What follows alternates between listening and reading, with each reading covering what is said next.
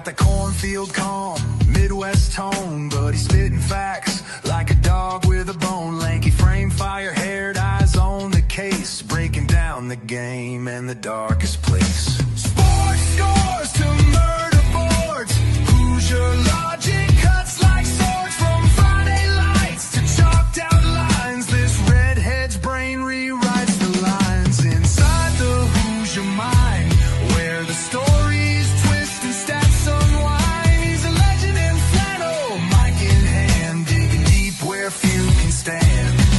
From touchdowns to crime scenes raw, he's got the truth in every draw. Yeah, step in if you dare to find what's brewing inside the Hoosier mind. He'll talk Pacers, Colts, or Colts on trial. Hoosier humor with a devilish smile. He's that redhead sleuth with a box of clues. Takes your headline, breaks the news. With every stat and every scream, he's painting portraits in your stream. Don't blink, he'll tie it tight. From game night wins to murder flight. Inside the Hoosier mind, where the facts hit hard and the lines are blind. He's a ginger ninja, sleuth and slick, cracking cases play by play quick. From courtrooms to the hardwood floor, he digs for more than just the score. Tune in and don't rewind, you're deep now inside the Hoosier mind.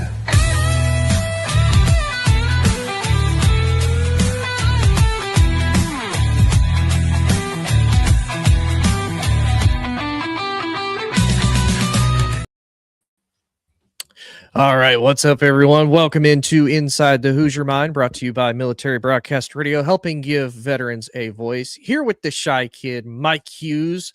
We are back. Exams are done. I got no more math tests to take. Thank sweet Lord, because I hate math. I'm awful at math. And I got Mike here, so nobody has to just hear me talk for like an hour, which is great because nobody wants to hear that for an hour. It just gets old. I go on a rant. I ramble. I do. lose my train of I'm thought. glazing. But Mike, buddy, how are you? Because it's cold here in the Midwest. It's been damn cold here in the Midwest. It's cold, man. I just went on a jog. Whew. Iceman himself, aka Caleb Williams, would be on skates today, looking like Connor Bedard. It was icy, man. I almost busted my ass a few times. But I got 3 more days, and then I'm on winter break for 2 weeks, which is going to be really cool. I need a break from these kids. Yeah. No, I'm kidding. The kids are great. Yeah. Now, Mike, that's not how you're supposed to get ice in your veins, buddy. Like being out in the cold, like that's not how you're supposed to get the ice in my ass because I keep falling. Oh, but anyway, though, it's cold outside, but college football is heating up, and of course, with it being the off season for all like 130 other teams that are out there, the drama is heating up to boot along with it. And I didn't talk about it last week when this first happened, but I want Mike's perspective because. Mike is a college football fan, but he's a neutral fan, which is kind of the best part because Mike just sees it purely from an objective perspective. Like, I'm a Bama hater, so I'm a vote Bama should never be in the playoffs ever unless they just truly deserve it.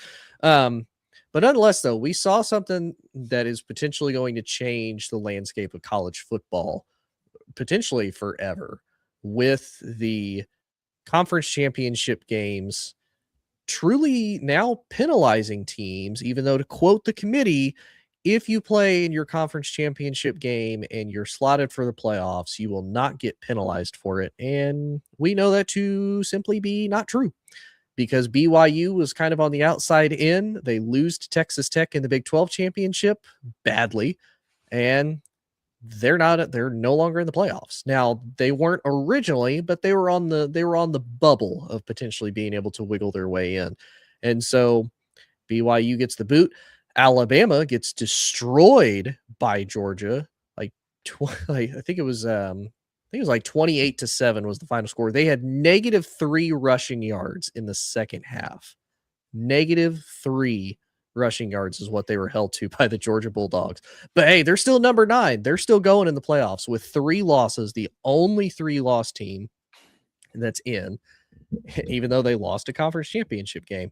And so that kind of brings a question to you, buddy, of you play for a conference championship It's one extra game that only 2 teams in a conference are playing. Nobody else in your conference plays an extra. And realistically, those teams kind of get they get screwed, because if you think about it, if I have to play an extra game and take somebody like Oregon didn't have to play for the Big Ten. And so they get to rest all the way up until their first matchup this coming weekend. So they essentially got an extra bye week. Whereas if you just played and maybe you're not one of the top 4 teams that get a bye in the playoffs, now you have to play this game and then you have to play another game to boot on top of that, right back to back. It's not really fair. Sure. So to me, there's a potential that they maybe get rid of the conference championship games, because nobody's really going to want to play. Because if I'm slotted to be in the playoffs and I'm kind of on the fringe anyway, and I play in my conference championship game and I lose, and my name isn't Alabama, I'm probably going to be kicked out of the playoffs, and that's BS, because that shouldn't happen. But Mike, buddy, what's your thoughts though? I think I'm gonna tie it back to 2 old friends, Nick Saban and Bill Belichick. And I tie them together because I think when you talk about Alabama in NFL terms, it's the New England Patriots. And even though the New England Patriots were without Tom Brady and were under the helm of Mac Jones at the time, you couldn't just throw them in the playoffs just because we're so used to the Patriots being in the playoffs. Like the last time they went to the playoffs was 2021. They had a 10-7 season with Mac Jones. I think that was Mac Jones' rookie year too, by the way, or his sophomore year. Rookie year. Might have been, rookie year, 100% then. So it's just one of those things where it's like, you just can't have the Pats in the playoffs just to have them in the playoffs. You know what I mean? Just because history's past has told us that they're always going to make it. Like there are going to be some dog years, and that's just what it is. And that's kind of what makes it fun. If you're just given something because of what it was, it's not the same conversation as nepotism, but it kind of does feel like that in a way, because it's like you didn't earn it. You know what I mean? So that's something for me where I'm kind of like, you look at Alabama, and I think just because of them being a prestigious organization in college football, whether you love them or hate them, you respect the fact of what they've been able to accomplish. They have the greatest college football coach of all time. It's just something where it's like, Nick Saban's not here anymore. Those players aren't here anymore. And this is a team that lost in their own conference game. So, I mean, we're losing bowl games, we're losing games here on the left and right.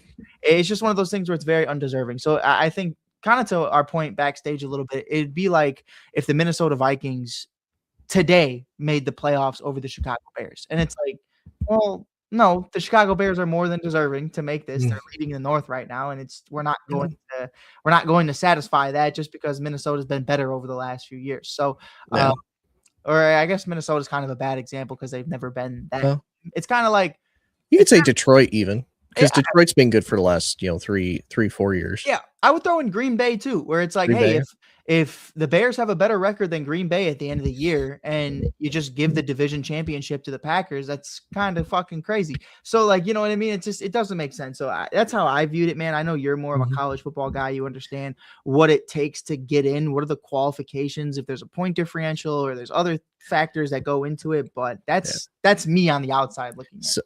So there's so many, and here's the issue that a lot of people have, and the biggest one being, the last couple of spots as far as the Power 4 teams of Miami and Notre Dame. That one's big. The huge argument for weeks all the way leading up to, and the biggest argument being when Miami and Notre Dame faced head to head in week 2, Miami got the win. It was 27-24 was the final score, or week 1. And so first game of the season, Notre Dame loses, then they lose to Texas A&M, but then they rip off 10 wins in a row. They're 10-2. Miami's 10-2, but Miami has the tiebreaker as far as beating them head to head. With somebody like Alabama, they have then 3 losses.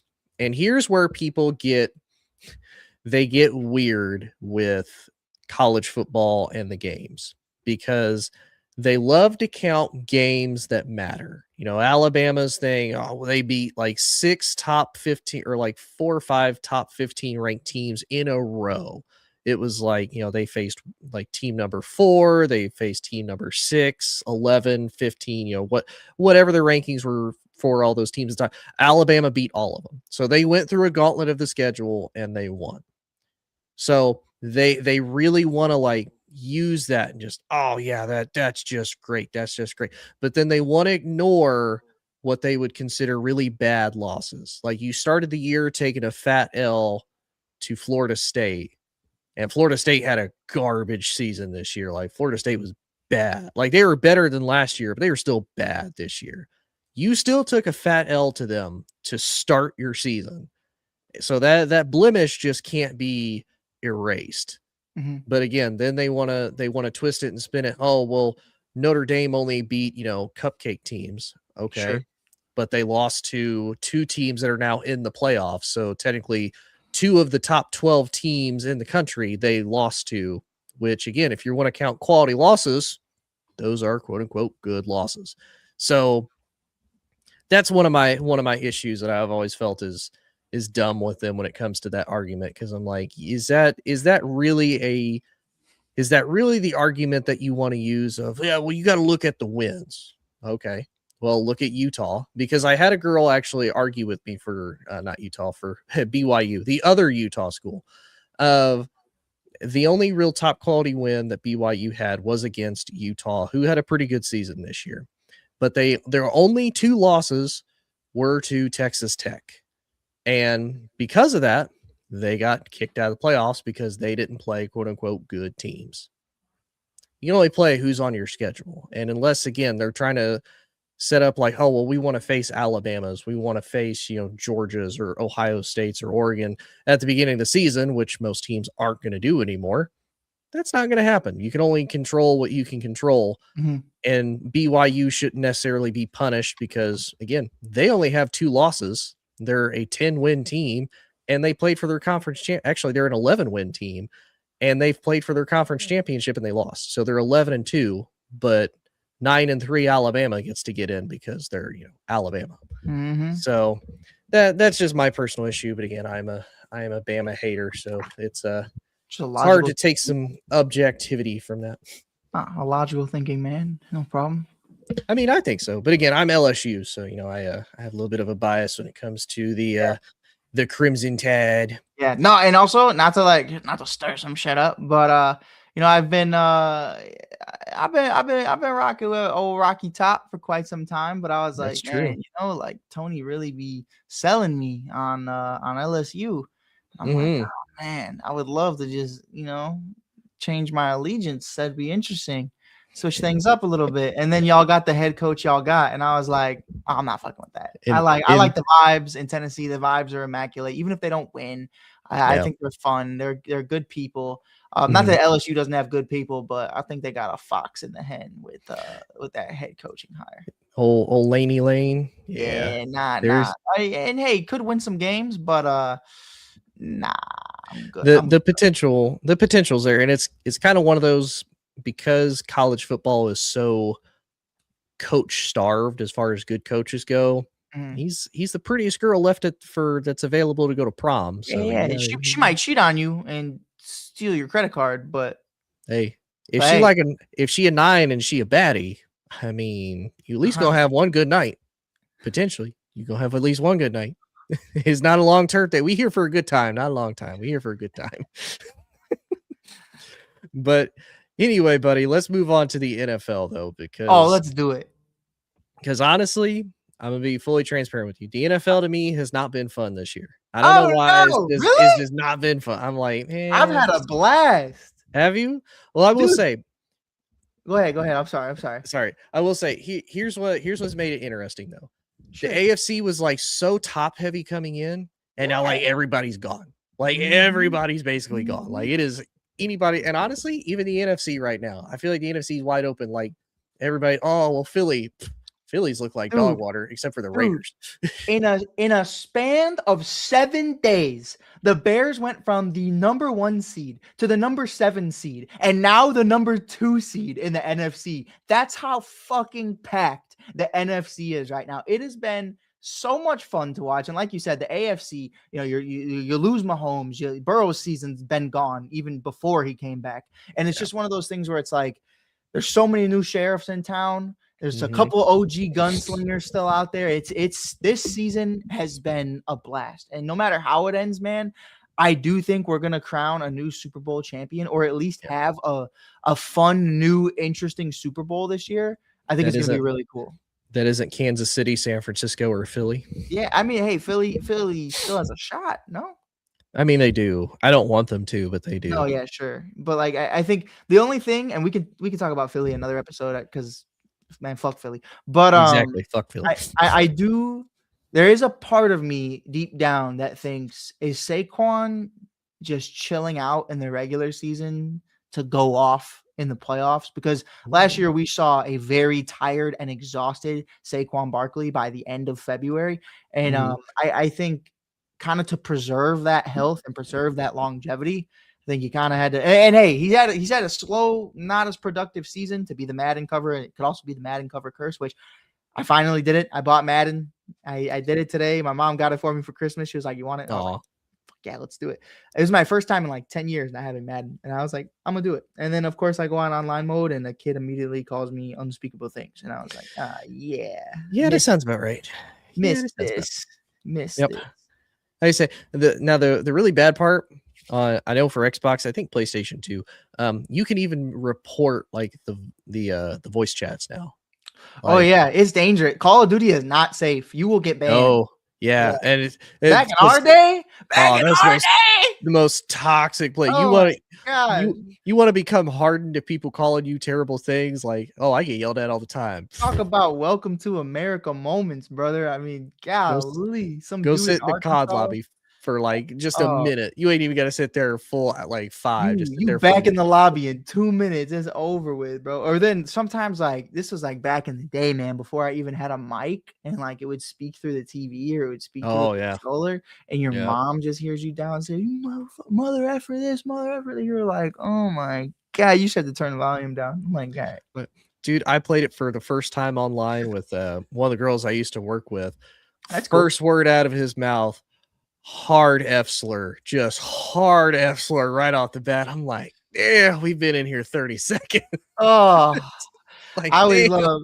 But then I got toxic. Like I would always make it a point when I would come. Like I remember one specifically. I'm probably like 11 years old, bro. I'm playing Halo 2 and Call of Duty Black Ops 2, and I hop on Call of Duty, and I finally had a mic. And the second I get in, bro, I hear somebody's smoke detector go off. And me being 12 years old, bro, I'm like, "You broke, bitch. You can't fix it. Take that shit off, bro." And I'm like popping off, bro. And like, I would just like rage bait people, bro. It was honestly some of the greatest days of my life. And then one day, a man repeated my address to me. Oh, no. And I got off the game, sat down at dinner, looked at my family as if this might be the last time I ever see everybody in this room ever again. And I ate my chicken and potatoes, but luckily we're still here. He has not come yet, but I'm waiting for the one day I'm at the grocery store for some dude to just say my gamer tag, and then when I turn around, the whole world just goes dark. I'm gonna be like, oh, like in The Sopranos when he looks up, I'll be oh fuck. But anyway, though, so. Yeah, my bad. No, you're good. Say I'm always good for the memory lane tangents. I'm all for it. Sure. So speaking of the AFC, it was top heavy and now it's not. Mahomes is out with ACL, and the Chiefs were eliminated from the playoffs anyway. They're done. Lamar and the Ravens are limping through. They still have a chance because old Uncle Aaron Rodgers also limping. Just Steelers keep staying in first place. Hey, he's slinging that thing, though. If you're watching, he's slinging it. He is. And then Joe Burrow and the Bengals officially eliminated last week because they got shut out by said Ravens. And by the way, Joe Burrow will still be the starting quarterback for the remainder of the season because Zach Taylor says, "We want to win." Mm-hmm. Okay. Yeah. Okay. Like, I don't know what to do with that, Tony. Like, I don't. Like you're hurting your draft stock because you're going to get a higher draft pick if you do that. Right. And you obviously need those draft picks because you can't afford to pay everybody. Oh, wait, but Tony, Trey Hendrickson. Don't forget, they don't even want to pay their draft picks. Don't even want to have them sign the contract here. Yeah, that's why we want to win more games because we don't want to pay like the number one overall pick. You know what I mean? Makes sense. I get what they're doing. Logic. Thank you. Logic. But to you, buddy, is this Josh Allen's best chance? Because I mean, but here's the thing I'll question it, and Frankie will probably love this. Their biggest hurdle they got to get over right now is the Patriots, and honestly, just not hurting themselves, because obviously they lost to Tua and the Dolphins. How you managed to do that, I don't understand. But is this truly Josh Allen's best chance? Because I think if he doesn't do it this year, he may never get it again unless the Chiefs just continue to have like freak accidents, all honesty. Yeah, I think it's interesting when you really look at it. Right now, I'm pulling up the 2025 NFL playoff picture because that'll kind of help like have that conversation a little bit more. You're looking at the Broncos, the Patriots, the Jaguars. Trevor Lawrence had a day, 6 touchdowns on Sunday, which was incredible. I mean, it needed that because I feel like Trevor really hasn't had that game in the NFL yet. The Steelers, the Chargers, the Bills are the 6th seed. And then you have the Texans, who have won 6 games straight. Shout out CJ Stroud, really coming back, figuring it out once that offensive line got healthier. And their defense, man, they might be one of the most dangerous teams right now, all honesty. Stingley, Will Anderson and them boys, Daniil Hunter. I mean, they've been nasty. And then in the bubble is Phillip Rivers at 45 years old and Lamar Jackson. For me, man, here's how I view it. This is Josh Allen's best bet to win the championship this season, because for me, Josh Allen is the only experienced gunslinger in this playoff picture right now.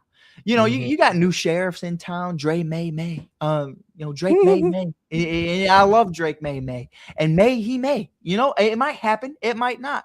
But there's a new sheriff in town in Drake May, and maybe that happens. But if I'm willing to bet Drake May versus Josh Allen in the playoffs, I'm taking Josh Allen because he's had that experience for years going up against the likes of Joe Burrow, Lamar Jackson, and of course, Patrick Mahomes, which has been their biggest nightmare. I know a lot of people are going to say it's not just about the quarterback debate. It's about the whole team. You know what I mean? It's not just Mahomes versus Allen. It's not just Burrow versus Allen. You have to take into consideration the defenses. You have to take into consideration the coaching staff and the weapons. But when we talk about X factors, when we talk about game managers, if you're not facing Patrick Mahomes and Joe Burrow, I think you have a cakewalk. Yeah, you have the defenses. Yeah, you have to go against the Broncos defense. You have to go against the Patriots defense, maybe even the Baltimore Ravens if they figure it out. But at the end of the day, to me, that's not a tall order for Josh Allen from what we've seen from him. You know what I mean? Maybe that's a tall order for Keon Coleman and the other wide receivers in that room that we may or may not be able to name. But I think, is Amari Cooper still there? No, he's not. He retired. No, he retired, yeah, that's what I'm talking about. I don't even know. I haven't watched many Bulls games this year. That's no disrespect. They've had a phenomenal season. It's the best year for Josh Allen to win a championship because the other gunslingers are gone, at least the experienced ones. Like I said, you can have a new sheriff in town like Drake May. But I mean, at the end of the day, I'm going to put all my chips in on Josh Allen to make it to the Super Bowl this year. And whether that's facing off against Caleb Williams and the Chicago Bears or not, I'm not sure. But even then, it's a lot of experience versus zero experience. If you're facing off against the Lions, it's a lot of Super Bowl experience. Not Super Bowl experience. It's a lot of playoff experience versus a guy who's never been to the Super Bowl. And that's just one of those things where it's like, I mean, that would just be a fun game because you got a guy who's never been to the Super Bowl and then you've got a guy who's lost 4 of them. You know what I mean? So it's like, really, I have no idea how this will go. But I really do think this could be Josh Allen's year. What do you think? I think it has to be this year because, like I said, how often, and I know we always joke about it, and a lot of people who dislike the Chiefs, which I really don't dislike the Chiefs. I dislike most true dynasties because it gets old. It's cool, it's fun for a little bit, but it's like I like the parody. Like I like a little mix up thrown in there. Like when it was Rams versus Bengals, I was like, oh, this is great. Like like as Matt Stafford and Joe Burrow is like a great quarterback is finally going to get a Super Bowl ring, whether it's the young gun that's going to be the face of the league for a while, or it's the old dude that just got beat up in Detroit constantly. Yeah. He's finally going to get a ring like he deserves. So, or even like Aaron Donald going out with a ring. Like that was beautiful. Like that was so poetic to me. It was so cool. No, I love that. What was that? That's really the only one really in recent memory that I like really said, whoever wins this, I'm happy. Yes. Yeah. Because I was good with either one winning it. And so, and I know we joke that the Chiefs have, black magic, and I mean, you have Overlord Taylor Swift also probably putting, some devil magic in there and whatnot. Of course. All the Swifties are going to come for me for that. It's fine. Don't care. Toxicity. But this kind of has to be. Now, I will ask you one thing, just because I thought it was funny, and it does kind of lead to the question of critics, more of Bill's haters, but still critics, of if Josh Allen goes and he wins, is there always going to be that little asterisk or that little side note that says, yeah, but you didn't beat the Chiefs in the playoffs to get there. Like, you basically beat like maybe a limping Ravens team. You beat an old Aaron Rodgers Steelers team that's just, hobbling in there, hemorrhaging on the defense. The AFC West, maybe you have to face the Broncos because the Broncos would be tough. Maybe Justin Herbert and whoever comes out of the AFC South, either, the Jags or the Texans, because Indy has just decided to implode for whatever reason. But bring Grandpa out of retirement. Not Cam Newton, who somewhat is similar to an Anthony Richardson. Call Phillip Rivers, who is in the Hall of Fame this season. Although I will say, because I saw Cam was kind of butthurt about that, and I get he was butthurt.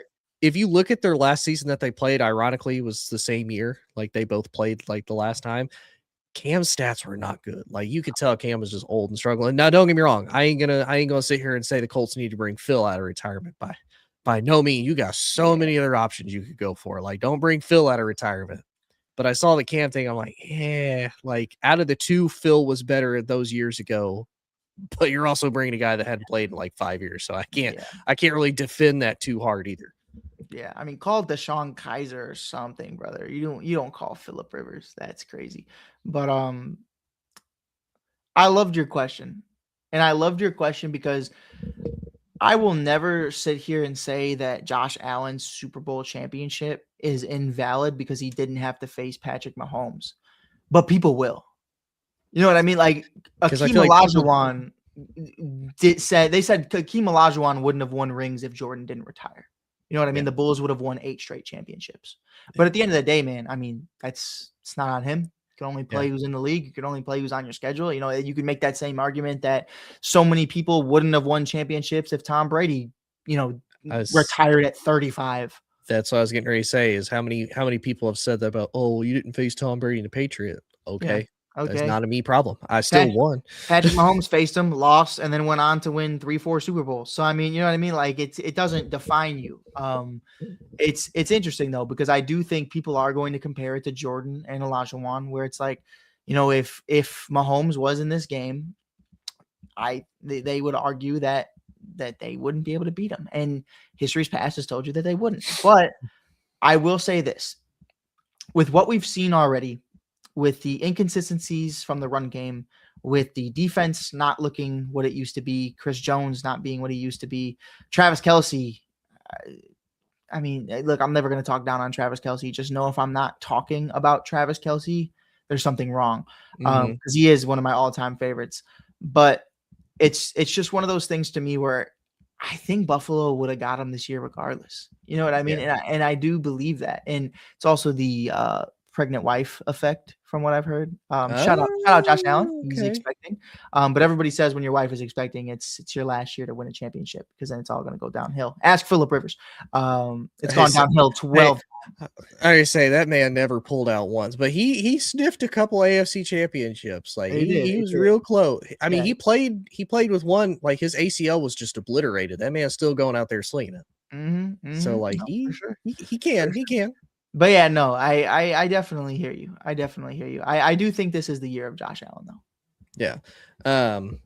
But no, I agree. Like, the whole the asterisk thing. No, like you said, you can only play who you can play. At the end of the day, it's a gauntlet. There's 32 professional teams. They're professionals. They're the best professional football players in the world doing this game, doing the sport. And if you can beat however many of them you need to beat to get to the Super Bowl and win it, you did your job. So, I've also seen teams beat Patrick Mahomes in the playoffs before. We're looking at the Bengals, we're looking at the Eagles, we're looking at the Patriots. So we're not going to sit up here and act like no disrespect, like Patrick Mahomes is him. And I will not, just because he has a torn ACL, I'm not going to sit up here and act like he's not one of the GOATs in this game and will go down as one of the GOATs in this game.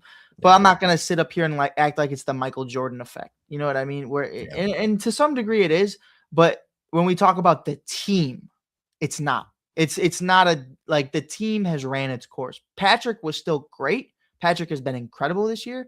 But the team itself, I didn't think was ready for the Super Bowl. I think they have a lot of like missing factors. You obviously Xavier Worthy really hasn't been, I think, what a lot of people expected him to be at this point, which is that demon route runner and that demon speed.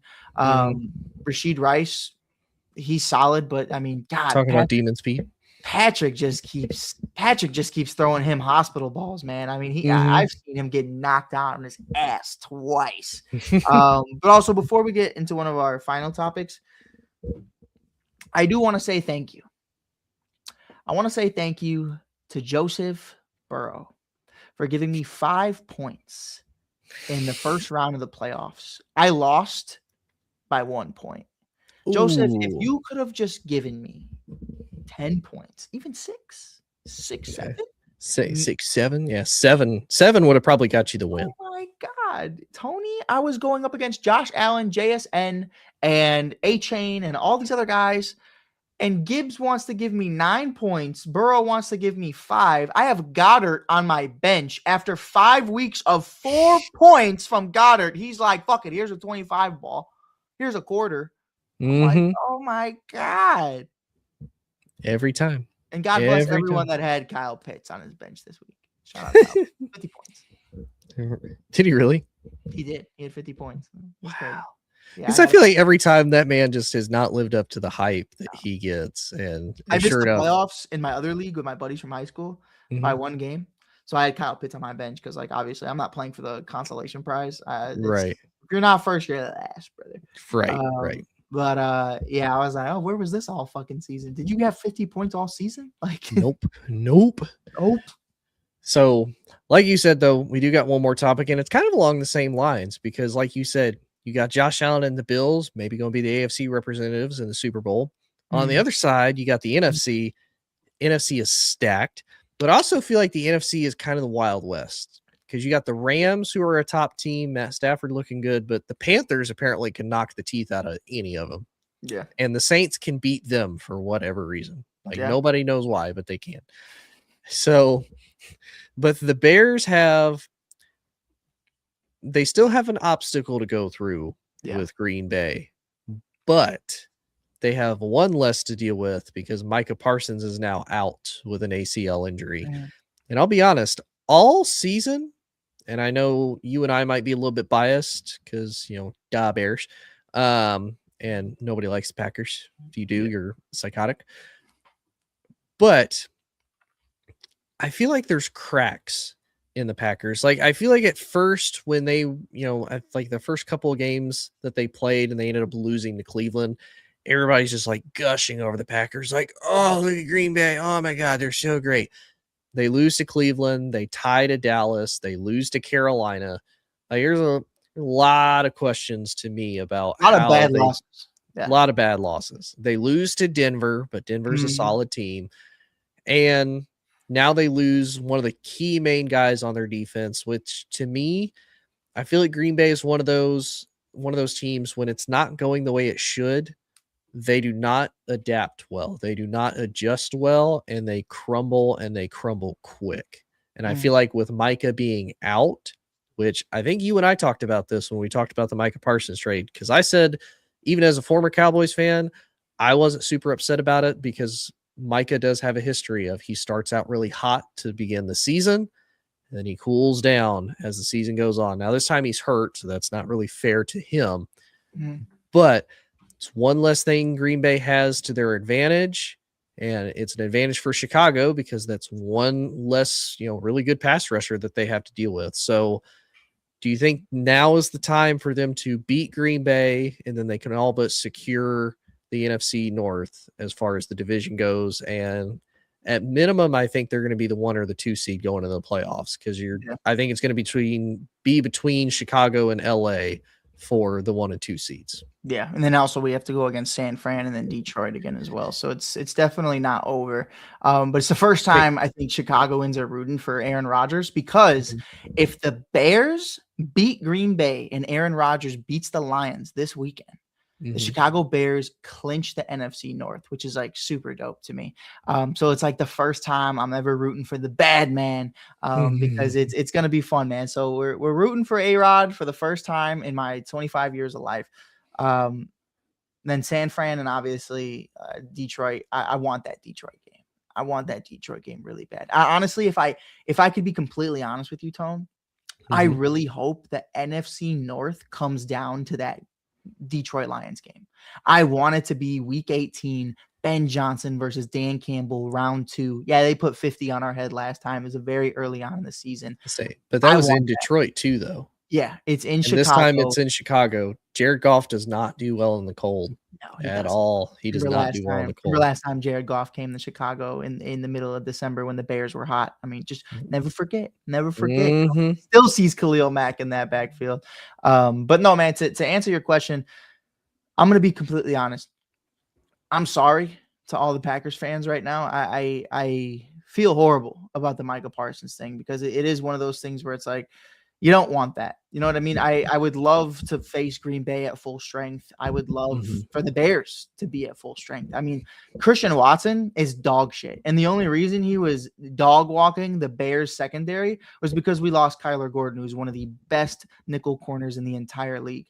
That's, for me, something where you look at it and you're like, the Bears didn't have Rome Odunze, number 1 wide receiver. They didn't have Tremaine Edmonds, one of their top linebackers. They didn't have Kyler Gordon. In the beginning of the season, we didn't have Jalen Johnson, Tyreek Stevenson, or Kyler Gordon. We had the most wins with the most injuries in the entire NFL. It's crazy to say that, but we really did. We were able to adapt, and guys like Wright and guys like Blackwell have been able to step up and show out when we needed them to. Guys like Luther Burden III, Kyle Monungai, and others have stepped up. Colston Loveland. Everybody has been doing their part. So where a lot of Packer fans are going to tell you, well, the only reason you might win this game is because Micah Parsons isn't playing, I don't want to hear it. We were missing Kyler. We were missing Rome. We were missing Tremaine. And we still went out there and we had a fucking day. And we had a ball game. Really, it came down to the wire. And at the end of the day, we lost that game.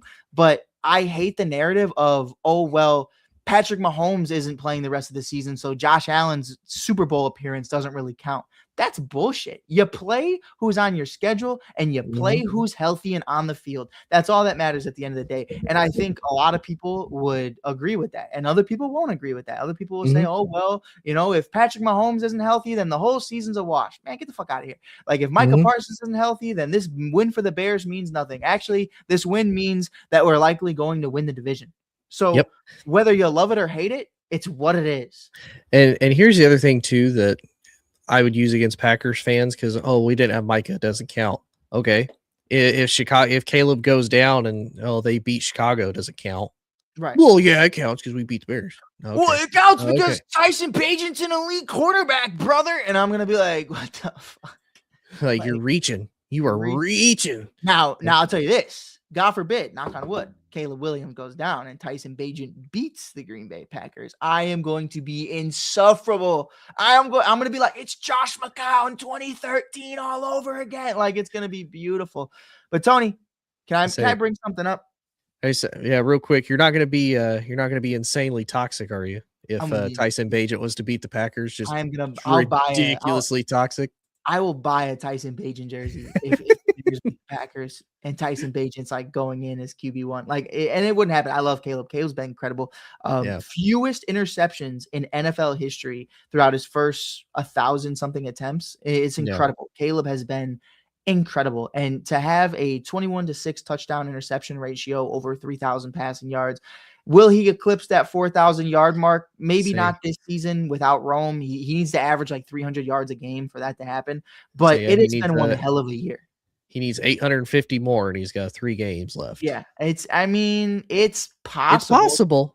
300 isn't like it's not great. That's realm of possibility. It's kind of like it's been normal. A staple, I feel like, for most elite quarterbacks. But with Rome Odunze having that foot stress fracture, I just don't see it. But I do want to bring up something.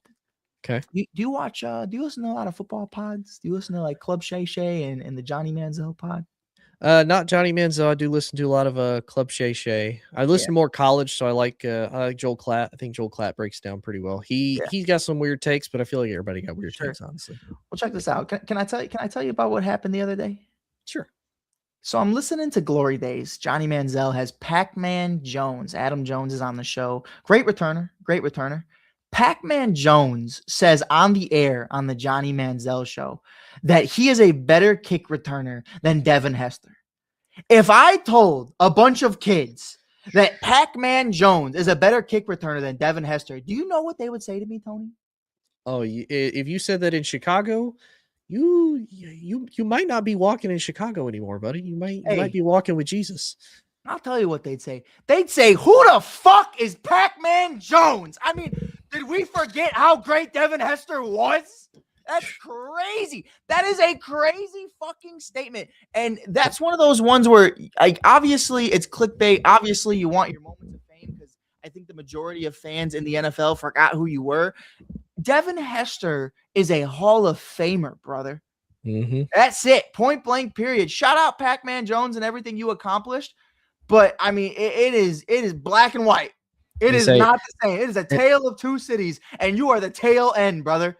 And like you said, no disrespect to Pac-Man, you weren't breaking Dion's records for punt returns and kick returns. You know who did?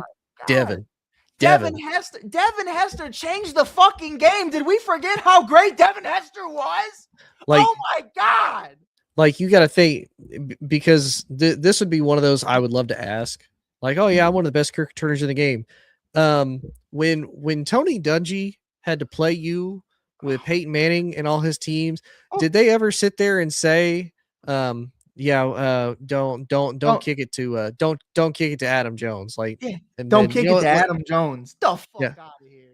And then, because I don't know if you saw that, Tony Dungy actually had a sit down with that, and it was like, so how'd that Super Bowl go? He's like, man, the whole entire week I was like, don't kick it to him, just kick it out of bounds. And then he was like, at kickoff, he's like, yeah, just kick it to him. Just do it to him. It'll be fine. Over the kickoff. Like, you can't. It worked out for him. I can't talk too much shit. Yeah. But it's like, you're not that guy, pal. You're not that guy. I'm sorry, bro. Devin Hester is the fucking GOAT. Don't ever in the same breath. Pac-Man Jones. Who the fuck is Pac-Man Jones? We're talking about Devin Anytime Hester, the greatest of all time. Mm-hmm. Oh my God, Tony, oh my God. And you know what? They did exactly what they needed to do because they got me talking about it. And that's all they wanted. But they did. Yeah, that's I had to say that. Hey, no, I like it, buddy. I like it. Well, nonetheless, so buddy, I appreciate you coming on. Appreciate everybody tuning in. Check out Inside the Hoosier Mind if you want to hear more of this. You can check out the Shy Kid if you want to hear more of Mike and talking about the Bears and everything Chicago related. And if you like all the great military vets that are on here, if you want to hear just cool military stories, life advice, whatever the case may be, check out mbradio.us. They will get you all hooked up. We have tons of great veteran hosts and whatnot. They talk sports. They talk anything. If you want like the good tea, like the good drama on people, into the weeds, perfect tea. Always hot, always good, always solid. Just throwing it out there. But appreciate everybody tuning in. We'll be back next week before Christmas, before the holidays, no matter what you celebrate and whatnot. Mike and I will hopefully be back, and we will see y'all then. Go Bears. Da Bears. Life is like a duck. Tough times don't last, but tough people do. Here at Military Broadcast Radio, we're teaming up with our friends at Die Tired, the veteran-friendly music band spreading strength, resilience, and mental health awareness one shirt at a time. And check this out. Their brand new shirts feature broadcast beaker right on the breast pocket. A reminder that you can weather the storm, and you're never alone. Shirts are only $25, and proceeds support giving veterans a voice. MBR's mission to teach veterans how to podcast and videocast. Because when our vets are talking, they're not overthinking. They're not second-guessing. Together, we stop the 22 stigma. Grab your shirt today at mbradio.us and hit the shop. Or go directly to toramerch.printavo.com/merch/dietiredband. That's toramerch.printavo.com/merch/dietiredband. Suit up. Stand strong. Remember, we're unduckable together. You're built tougher than the storm. Ladies and gentlemen, thank you for tuning in to Military Broadcast Radio. As we wrap up today's show, we want to remind you that the podcast of today's episode will be available right after we go off the air. So if you missed any part of the show or want to listen again, be sure to check it out. And remember, we're here to support and honor our veterans. Your stories and experiences matter, and we are committed to giving you a platform to share them. That's right. We're here to give our veterans a voice. So don't forget to catch the podcast and stay connected with us. Giving our veterans a voice.